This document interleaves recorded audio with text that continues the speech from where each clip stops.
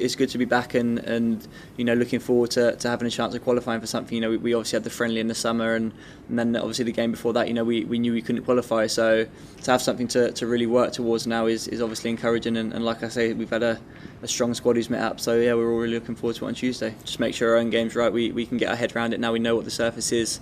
Make sure we prepare right, and we're raring to go on Tuesday. But it's one of those things in football, you've just got to get on with it. As a kid growing up, you're often trained on 3G pitches, so it's something we're used to these days. And yeah, like I said, we can't use that as an excuse. We've got to go into the game and make sure we're ready. We've got a strong squad who's met up. Not too many injuries this time. The start of the campaign, and a real good chance for us to get the 3 points and get off to a good start. So I think it would be a massive boost for any country in Europe to have those two players turn that fit.